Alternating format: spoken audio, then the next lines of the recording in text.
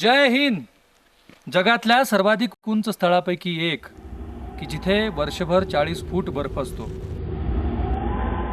जिथल्या डोंगर रांगा हिमाच्छादित राहतात आणि जिथे ऑक्सिजन अभावी तुमचा जीव गुदमरतो, अशा भारत भूमीवर तुमचं स्वागत असो. 1962 साली भारत आणि चीन दरम्यान झालेल्या युद्धाचं हे बॅटल फील्ड आहे.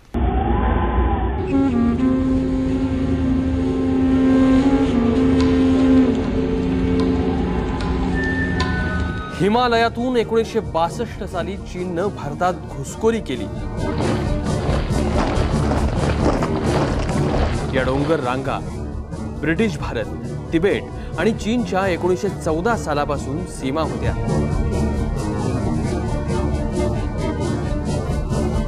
पण हिमालयाला सीमा मानायला चीन तयारच नव्हता. लद्दाख मधला अक्साई चीन आणि पूर्वेकडचा नेफा म्हणजे अरुणाचलवर चीनचा दावा होता. भारताचा हा भूभाग मिळवण्यासाठी चीननं बेसावध भारताच्या विरोधात युद्धाचा कट रचला.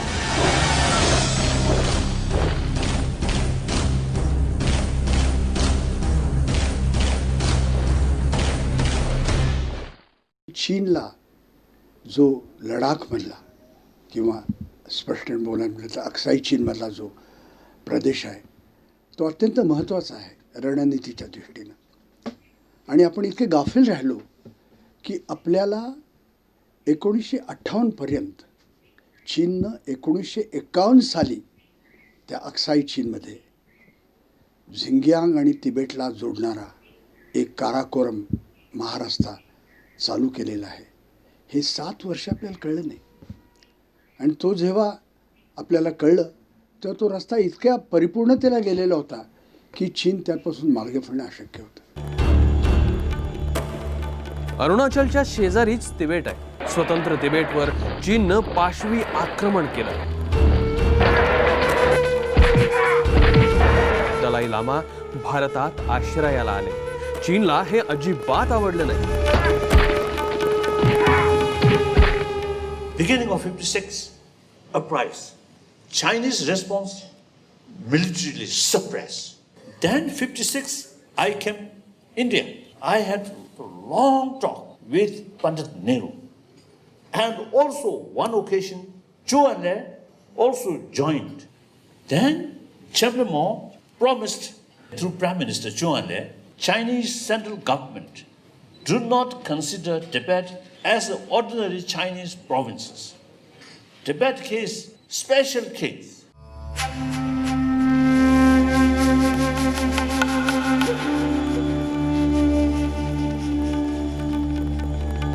तिबेट ताब्यात घेतल्यानंतर तिबेटला उर्वरित चीनशी जोडण्यासाठी चीननं 750 मैलाचा काराकोरम हायवे अक्साई चीनमध्ये केला.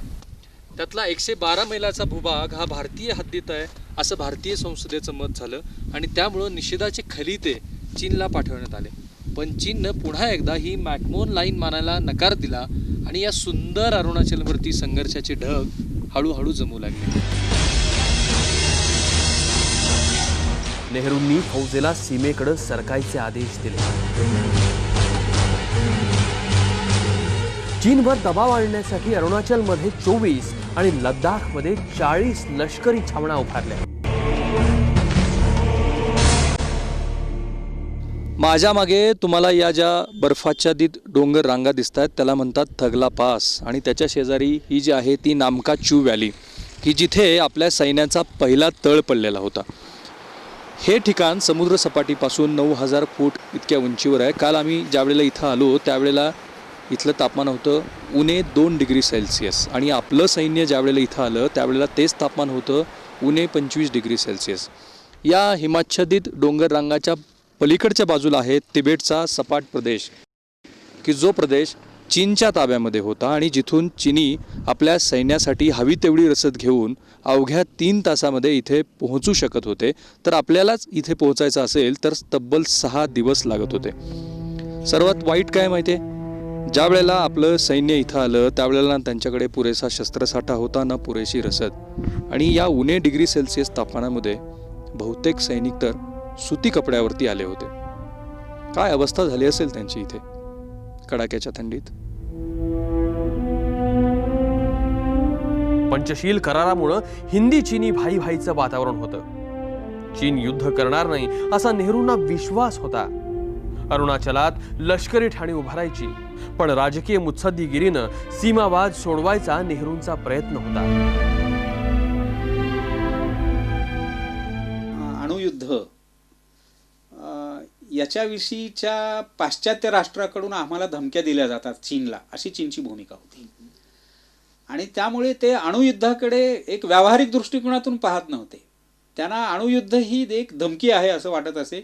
चीनने जगात इतरांशी, विशेषतः अमेरिकेशी जुळवून घ्यावं म्हणून घेतलेली अशी चीनी नेत्यांना वाटत होती. पण मला वाटतं नेहरूंना असं वाटत होतं की अणुयुद्ध ही घातक गोष्ट आहे आणि ही होणार नाही अणुयुद्ध, अशा प्रकारची परिस्थिती जर आपल्याला निर्माण कोणीही करून देत असेल तर ती ही एक स्वागतार्ह गोष्ट आहे. म्हणजे या प्रश्नाचा दोन्ही नेते वेगवेगळ्या पद्धतीने विचार करत होते आणि मला वाटतं इथंच त्यांच्यातलं कम्युनिकेशन हे होत नव्हतं.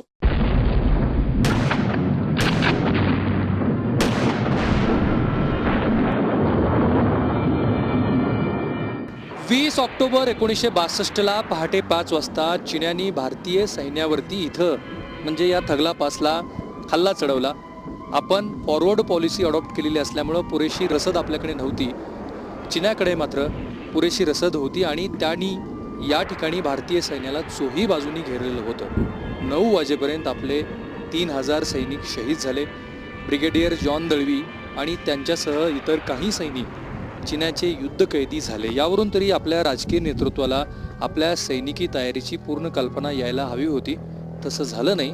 उलट ऐनवेळी या घटनेनंतर आपण सैन्यामधलं जे वरिष्ठ पातळीवरचं नेतृत्व आहे ते नेतृत्व बदललं.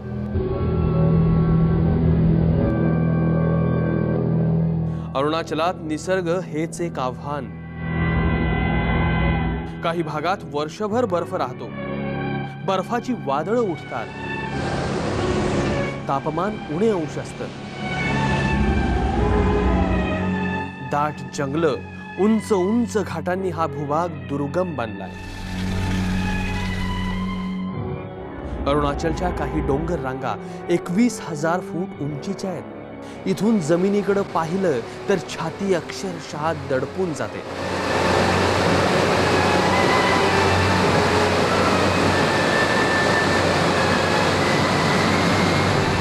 रस्ते अरुंद, निसरडे आणि त्यामुळं धोकादायक. 1962ची लढाई अशा वातावरणात एवढ्या उंचीवर लढली गेलेली जगातली एकमेव लढाई आहे. इथला भूगोल माहिती नसताना नेहरूंनी युद्धाची तयारी दिल्लीतून केली. त्या भागात जिथे राहायचं तिथे 25, 30, 40 फूट बर्फ पडत होता. त्याकरता तुम्हाला ECC क्लोथिंग वापरावं लागतं. एक्स्ट्रा कोल्ड क्लायमेटमध्ये वापरलं जाणारं कपडे. तर ते नव्हते तुमच्याकडे. तुम्ही तुमचे कॉटन कपडे घालून तिथे गेला होता. तुमची जी शस्त्र होती ही दुसऱ्या वर्ल्ड वॉरची होती. 303 आपलं रायफल हे आपल्या सैन्याचं बेसिक वेपन होतं.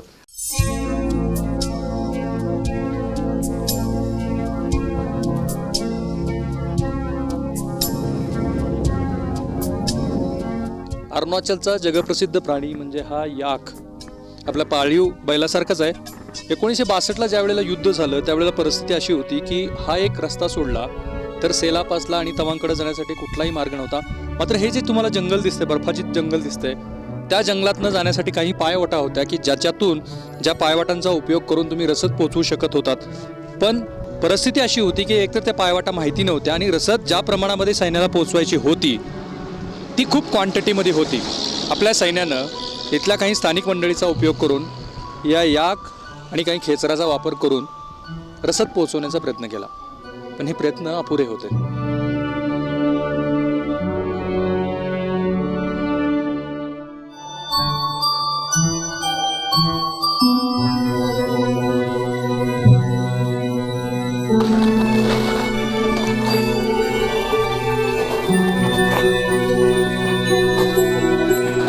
आणि आता आपण इथे आलो जंग मैदान, जे जंग मैदान म्हणून इथे प्रसिद्ध आहे. त्या 1962 सालच्या लढाईमधलं बंकर, म्हणजे जे आपल्या सैनिकांनी बंकर तिथं बांधलेलं होतं त्या प्रत्यक्ष बंकरमध्ये.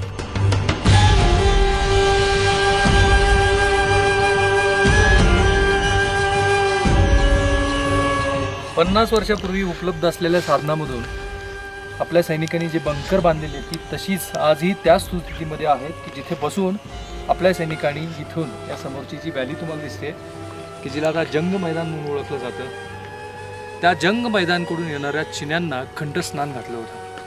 हे ते बंकर्स आहेत.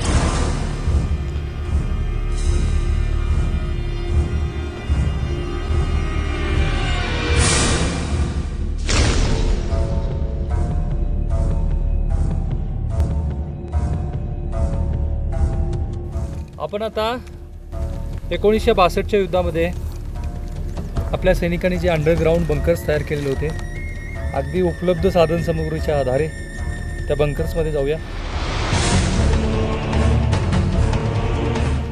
ओपन स्पेस बंकर म्हणून आपण असे 52 आहेत आणि अंडरग्राऊंड्स म्हणजे अगणित आहेत. मिलिटरीने त्याची गिनती केलेली आहे. आता आपण कमांड पोस्टकडे चाललेलो आहोत, ज्या ठिकाणातनं 17 नोव्हेंबर 1962ला अत्यंत घनघोर अशी लढाई झाली आणि आपल्या सैनिकांनी 300 चिन्यांना कंठस्नान घातलं.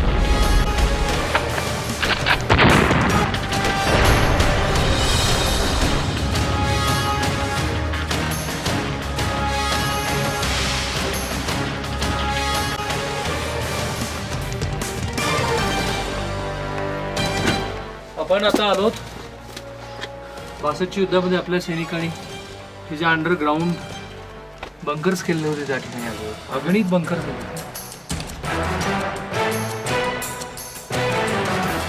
हे जे बघता तुम्ही हे लालटेन कॅमेऱ्यात लाईट फार कमी आहे. ती 1962 सालच्या युद्धातच आपल्या सैनिकांनी वापरलेली आहे. म्हणजे आपण प्रत्यक्ष बॅटल फील्डवरती आलेलो आहोत, पण हे ते बंकर्स आहेत, अंडरग्राऊंड बंकर्स आहेत. आणि हे मला वाटतं हे त्यावेळेला जे काही आपल्या सैनिकांना रसद मिळाली असेल तुटपुंजी. आणि याच बंकर्समध्ये तुम्हाला मी दाखवतो की इथे बर्फ जमलाय. हा पूर्ण बर्फ आहे. ज्या वेळेला आपली लढाई झाली त्यावेळेला म्हणजे ऑक्टोबर ते नोव्हेंबर डिसेंबरच्या काळामध्ये 25 डिग्री सेल्सिअस तापमान होतं. एवढ्या तुटपुंज्या बंकरमधून आपली लढाई सुरू होती, कारण इथल्या भौगोलिक परिस्थितीची सैनिकांना कल्पनाच नव्हती.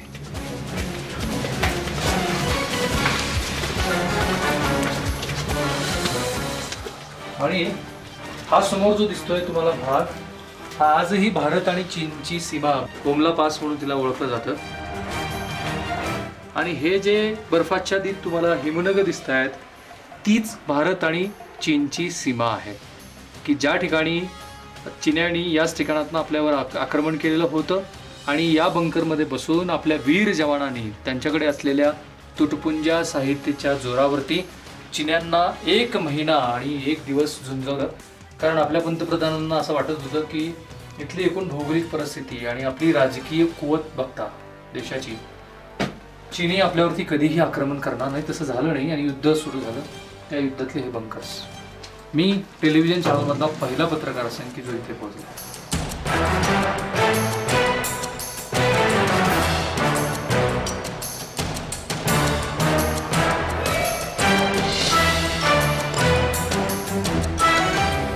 मला इथे सैनिकांनी सांगितलं ज्या वेळेला इथे हिवाळा असतो आणि 62च्या काळामध्ये तर पूर्ण हिवाळ्याची लढाई झालेली आहे, त्यावेळेला हा पूर्ण बंकर हा बर्फाने गाडला जायचा. 5-5, 10-10 फूट इतक्या उंचीचे इथे बर्फ असायचे. आताही इथे बर्फ पडलेला आहे. आणि हे जे तुम्हाला भाग दिसतात अशा परिस्थितीमध्ये केवळ ऑक्सिजन तरी आतमध्ये यावं म्हणून ही सोय केलेली आहे. आणि अक्षरशः आतमधल्या बंकरमधले आपले सैनिक असे तोंड करून ऑक्सिजन घेण्याचा शरीरामध्ये प्रयत्न करायचे, कारण हा पूर्ण भाग हा बर्फाने गाडला गेलेला असायचा. 12,600 फूट ते 16,600 फूट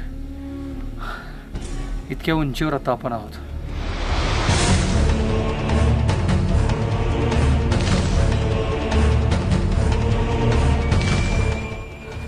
हे जे मोठं तुम्हाला झाड दिसतंय ना, ते 1962 सालच्या युद्धामध्ये आपल्या सैनिकांनी त्याची कटई केली होती यासाठी की ही जी मोठी व्हॅली आहे त्या व्हॅलीवरून येणाऱ्या चिनी सैनिकांना अशा झाडांचा आसरा मिळू नये.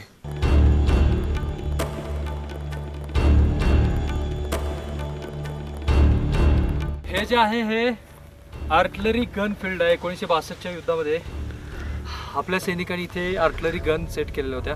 त्या पूर्वीच्या गन्स होत्या की ज्याला मागच्या बाजूने तुम्हाला आग लावायची होती आणि नंतर तिथून तोफगोळे किंवा गोळ्या असतील त्या जात होत्या. आणि तुम्हाला हा जो भाग दिसतो ना पूर्ण, तो त्या ठिकाणी पूर्ण हा चिनी सैन्यानं व्यापलेला भाग होता. आणि इथून आपले सैनिक चिनी सैन्यावरती हल्ला चढवत होते.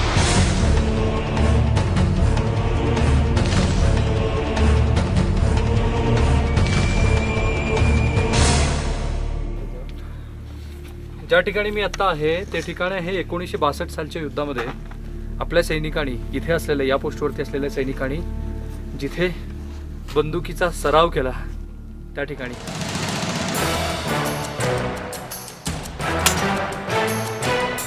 दोन-तीन ठिकाणी लागले.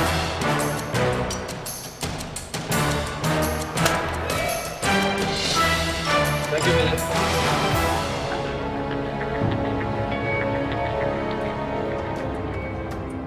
हे चायनीज ग्रेव्हयार्ड आहे, म्हणजे चायनीज सैनिकांची दफनभूमी.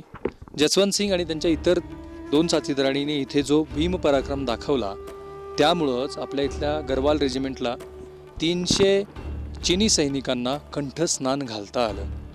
मेलेल्या सैनिकांना म्हणजे चायनीज. 1962 सालचं युद्ध झाल्यानंतर आपल्या मराठी बटालियन्सनी या भागामध्ये जे रस्त्याचं काम केलं त्यामुळं त्याला एक आदर म्हणून इथल्या मुख्यमंत्र्यांनी शिवाजी महाराजांचा पुतळा बसवला आहे आणि चीन बॉर्डरकडे जाणाऱ्या रस्त्याला दिलंय छत्रपती शिवाजी महाराज मार्ग असं नाव.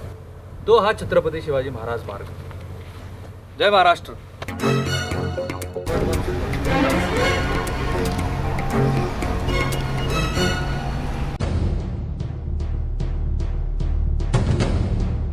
बासष्टच्या युद्धाची 50शी होत असताना बूमला सीमेवर चीन्यांनी तयार केलेला हा रस्ता अरुणाचलच्या सीमेलगतच तिबेटमध्ये उभारलेलं रेल्वे आणि रस्त्यांचं हे जाळं.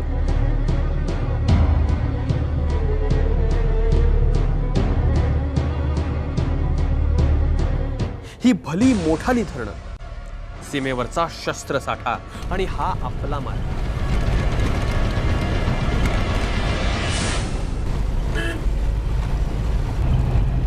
भारतीय जवान पायपीट करत 3 दिवसांनी सीमेवर पोहोचतात. हिवाळ्यात सीमेवर हेलिकॉप्टर शिवाय रसद पोहोचतच नाही.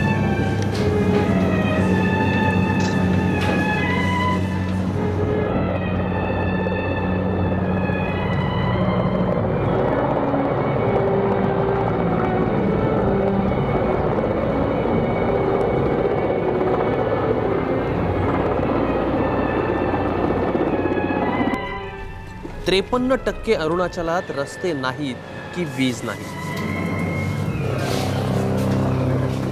युद्धभूमीकडे जाणाऱ्या रस्त्याचं काम 50 वर्षांपासून सुरू आहे.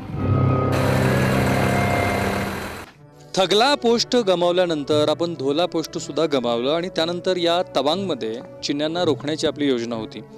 हे ठिकाण सुद्धा समुद्रसपाटीपासून 5000 फूट इतक्या उंचीवरती आहे आणि इथेही बऱ्याच वेळेला बर्फ पडतो.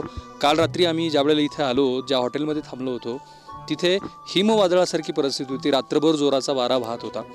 या ठिकाणी ज्या वेळेला युद्ध सुरू झालं त्यावेळेला आपल्या काही इन्फंट्रीज आणि काही आर्टलरी फौज होती, मात्र ती इतकी अपुरी होती.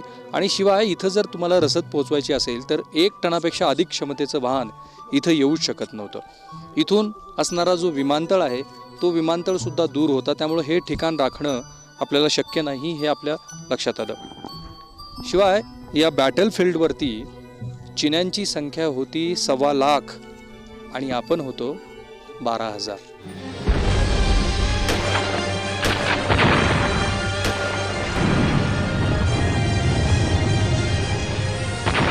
प्रातःकाल सवेरे या 5 या 5:15 इसका करीब में युद्ध का आवाज हमने सुना.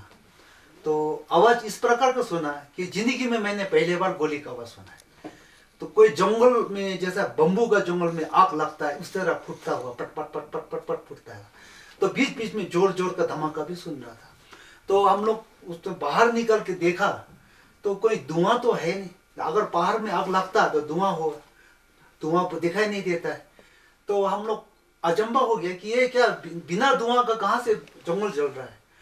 कुछ पल में ऐसे आधा कुछ घंटे का बाद तो वहाँ से कई लोग रोता हुआ बिखलाते हुए सब लोग आ रहा था। तो हम लोग कुछ उन लोग के पास चले गया कि आप लोग क्या हो गया है, कहाँ जा रहा है। तो बोला कि उन लोग ने कि चाइना आ रहा है, भागना है। बस सबको भागने का हुआ था और भागना है तो भागते गया।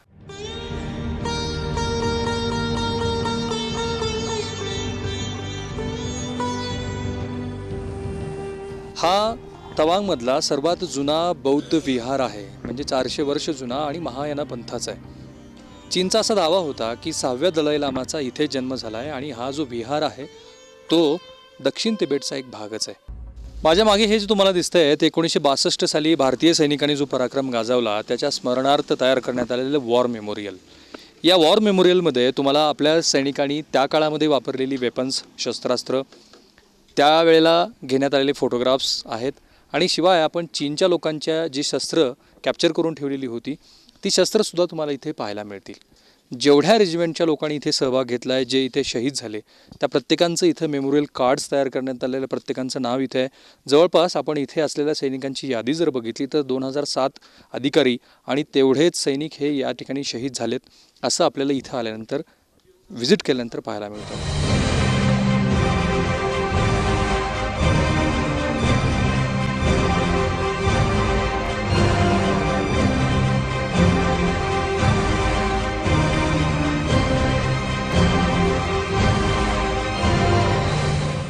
मायभूमीसाठी शहीद झालेल्या मराठी वीरांची ही यादी.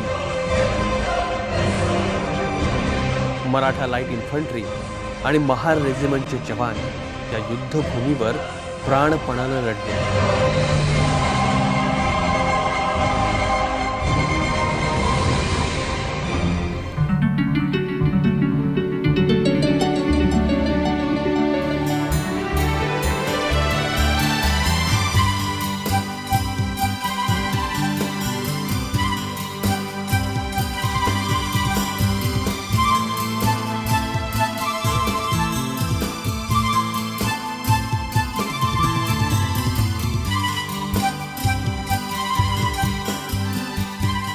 हे जे सेला पास आहे ते समुद्र सपाटीपासून 14,500 फूट इतक्या उंचीवर आहे. इथे तुम्ही 10 मिनिटापेक्षा अधिक काळ चालू शकत नाही, कारण चाललात तर जीव अक्षरशः गुदमरतो, कारण ऑक्सिजनच नाही आहे. चीन्यांनी ज्यावेळेला इथं आक्रमण केलं होतं त्यावेळेला आपल्या इथे 4 डिव्हिजन्स होत्या, 12 रणगाडे होते. मात्र आपल्या बहुसंख्य सैन्याला चीन्याची टेहाळणी करण्यासाठीच पाठवावं लागत होतं, कारण सैन्याला इथल्या भौगोलिक परिस्थितीची, इथल्या निसर्गाचा फारसा अंदाज नव्हता. 17 नोव्हेंबरला इथे लढाई सुरू झाली. आपण विड्रॉल पॉलिसी अडॉप्ट केलेली होती. सैन्य इथून सेला पास सोडून मागे निघून गेलं आणि चीनने हा सुद्धा महत्त्वाचा तळ त्यांच्याकडे जिंकून घेतला.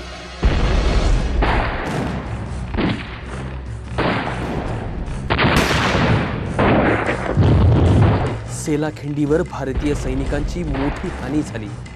बंदुका, रणगाडे चीन्यांच्या ताब्यात गेले. या बर्फात कित्येक सैनिक गाडले गेले, थंडीनं मेले, उपासमारीनं कित्येकांचा बळी घेतला. दाणा गोट्याशिवाय झालेल्या युद्धात 1,383 सैनिक शहीद झाले, 3,968 युद्धबंदी झाले, 1,047 जायबंदी झाले आणि 1,696 हरवले. दाणा गोट्या अभावी आपण 65चं युद्ध हरलो. पण अशाही परिस्थितीत भारतीय सैनिकांनी दाखवलेल्या भीम पराक्रमामुळे अनेक वेळा चीनी गलितगात्र झाले.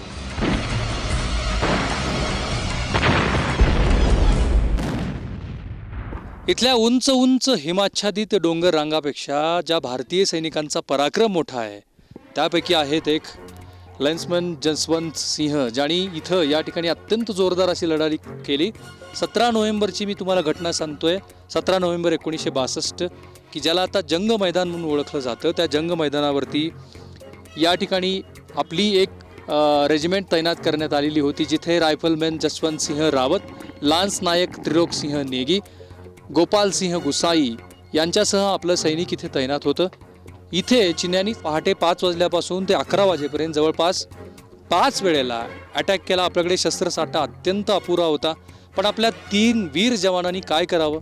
या 3 वीर जवानांनी जे कोणी चिनी दिसतील त्या चिन्यावरती सरळ थेट जाऊन अटॅक केला आणि त्यांच्या हातातल्या रायफली घेतल्या.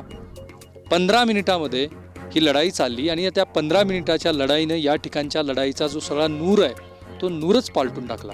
कारण इथून पुन्हा चिनी सैनिक कधीही सेलाच्या दिशेनं जाऊ शकले नाही.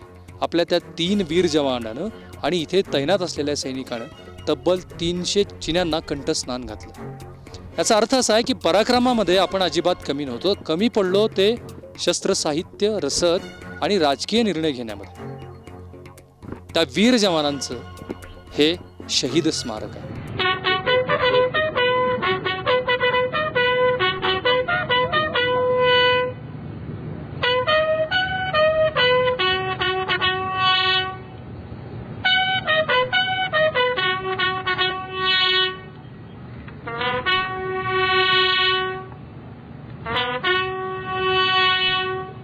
जसवंत सिंग यांनी दाखवलेल्या भीम पराक्रमाची आपल्या सैन्यानं खूप चांगली अशी आठवण इथं जतन करून ठेवली. हे तुम्हाला मी माझ्या डाव्या बाजूला दाखवतो.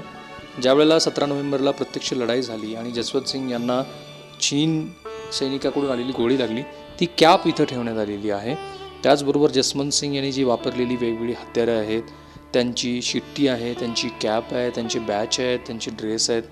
आणि याशिवाय माझ्या उजव्या हाताला मी तुम्हाला दाखवतो की आजही इथल्या प्रत्येक सैनिकाची अशी भावना आहे की जसवंत सिंग बाबा, की ज्यांचं मंदिरसुद्धा इथं करण्यात आले, ते जिवंत आहेत. आणि म्हणून त्यांच्यासाठी हा एक सुंदर असा बेड तयार करण्यात आला आहे की जो बेड दर मंगळवारी साफसूफ धुवून स्वच्छ करून ठेवला जातो. दररोज पहाटे 5 वाजता बाबाजींना इथे बेड टी दिली जाते, ब्रेकफास्ट दिला जातो, सकाळी आणि संध्याकाळी जेवण दिलं जातं. हे यासाठी की बाबा अजूनही जिवंत आहेत आणि आपल्या भीमपराक्रमाची गाथा सांगतायत असा प्रत्येक इथल्या सैनिकाला विश्वास आहे. ज्या वेळेला ते सैन्यामध्ये आले होते त्यावेळेला ते साधे सैनिक होते. त्यांचं प्रमोशन म्हणजे ते शहीद झाल्यानंतरसुद्धा त्यांचं प्रमोशन करण्यात आलं आहे आणि त्यांच्या प्रमोशनचे हे सगळे ड्रेस आहेत. ते ऑनररी कॅप्टन या पदावरून नंतर रिटायर झाले. ते प्रमोशन घेत असताना त्यांना ज्या ज्या पद्धतीचे मेडल्स मिळाले, त्यांना जे ड्रेस मिळाले, दरवर्षी जे त्यांना नवीन कपडे देण्यात येत होते, शूज देण्यात होते, ते सगळे या ठिकाणी ठेवण्यात आलेले आहेत. आणि एका सैनिकाची श्रद्धा किती असते बघा, की प्रत्येक सैनिक जो इथून या रस्त्यावरून जातो आणि ज्याच्या घरी कुठलंही मंगल कार्य आहे, तो प्रत्येक सैनिक आपल्या बाबाजींच्या नावाने म्हणजे जसवंत सिंग यांच्या नावाने एक पत्र लिहितो आणि ते पत्र इथं अशा पद्धतीनं त्याच्या जी कुठली निमंत्रण पत्रिका असेल, लग्नपत्रिका असेल, ती लग्नपत्रिका, निमंत्रण पत्रिका इथे ठेवली जाते.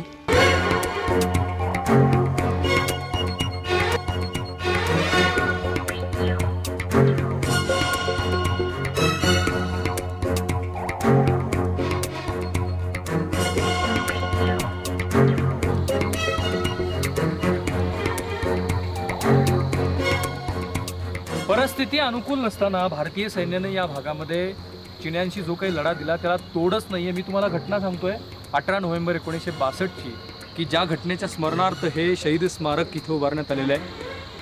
हे आहेत ब्रिगेडियर होशियार सिंग, यांच्यावरती सेला पास आणि इथला जो न्युकमादुंग परिसर आहे त्याचं रक्षण करण्याची जबाबदारी दिलेली होती. चिन्यांनी या संपूर्ण भागाला वेढा दिलेला होता.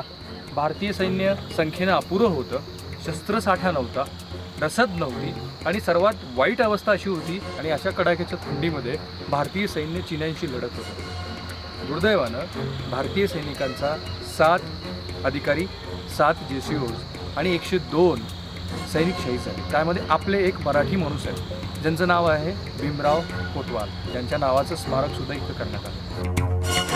त्या 107 सैनिकाचं स्मारक.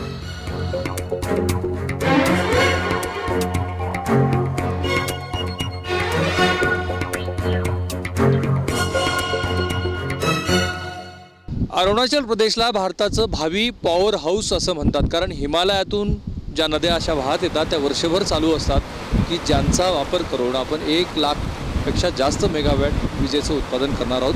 काही प्रोजेक्टची सुरुवात ती झालेली आहे, पण ज्या वेळेला जागतिक बँकेनं या प्रकल्पासाठी कर्ज देण्याचा प्रस्ताव ठेवला होता त्यावेळी चीननं प्रखर विरोध केला होता.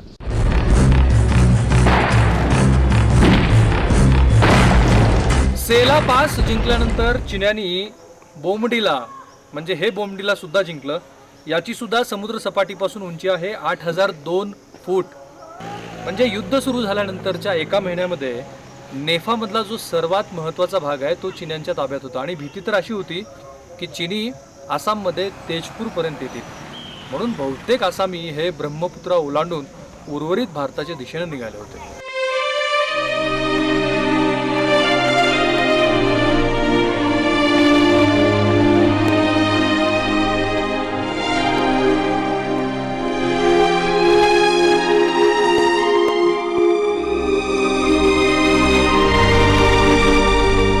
हा बोमडिलामधला एक बौद्ध मठ आहे. दलाई लामाला मानणारे जे बौद्ध आहेत ते सगळे इथे एकत्रित झालेले आहेत. पण इथं आल्यानंतर आणि इथल्या काही लोकांशी बोलल्यानंतर खूप धक्कादायक अशी गोष्ट मला कळली. ती अशी आहे की इथं या धर्मपीठाच्या स्थळी चर्चा सुरू होती ती चीन भारतामध्ये पुन्हा एकदा आक्रमण करेल अशी. आणि यातली बरीचशी मंडळी ही भारत चीन तवांगच्या पुढे असलेली जी 50-60 किलोमीटरची बॉर्डर आहे तिथे जाऊन आलेली आहे. आणि तिथे त्यांनी बघितलंय की जवळपास 4 लेन असा हायवे तयार आहे आणि आपल्याकडच्या रस्त्यांची पूर्णपणे दुरावस्था आहे.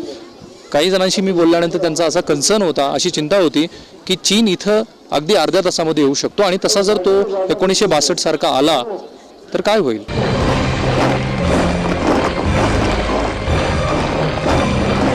चाइना हम लोग बुमला बॉर्डर तो गया था 1 साल पहले, तो वहाँ पर रास्ता तो बहुत अच्छा था. चाइना का? हाँ, बहुत एकदम स्मूथ था. और इंडिया जो है रास्ता मतलब सोमो चढ़ने के लिए बहुत तकलीफ है. 4 व्हील गाड़ी सिर्फ पहुँचता है वहाँ पर ना, रास्ता का बहुत ठीक नहीं था.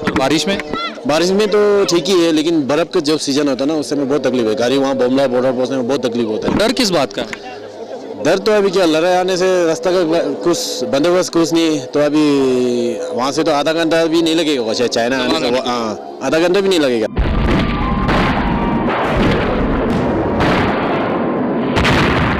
परतीच्या मार्गावर बर्फ पडू लागताच चीन्यांनी 21 नोव्हेंबर 1962ला एकतर्फी युद्धबंदी केली.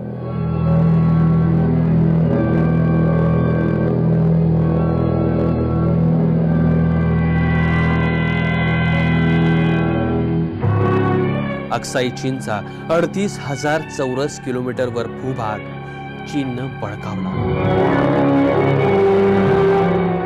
मॅकमोहन सीमारेषा पुसट झाली.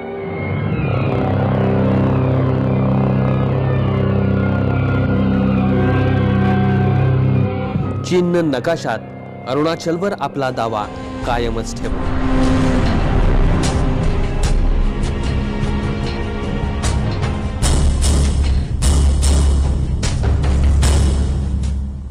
एकोणीसशे 62 साली झालेल्या आपल्या पराभवाला एक सोनेरी किनार आहे. ती किनार अशी आहे की त्यानंतर म्हणजे कृष्ण मेनन यांच्यानंतर संरक्षण मंत्री झालेल्या यशवंतराव चव्हाणांनी आर्मीमध्ये खूप सारं मॉडर्नायझेशन केलं आणि त्यामुळंच आपण प्रत्येक वेळी पाकिस्तानशी झालेल्या संघर्षामध्ये निश्चितपणे विजय मिळवला. पण तरीही चीनच्या बाबतीत 50 वर्षानंतर फारसा फरक पडलेला नाही. म्हणजे चीनला मॅकमोहन सीमारेषा आजही मान्य नाही आणि आपण सीमेवरून चीनशी चर्चेला तयार नाही होत. त्यामुळे आजही छाती ठोकपणे आपण हे सांगू शकत नाही की चीनशी भविष्यात संघर्ष होणारच नाही. फक्त त्या संघर्षाचं तंत्र आणि बॅटल फील्ड कदाचित वेगळं असेल. हिमालयाच्या कुशीतून राहुल कुलकर्णी, अरुणाचल प्रदेश.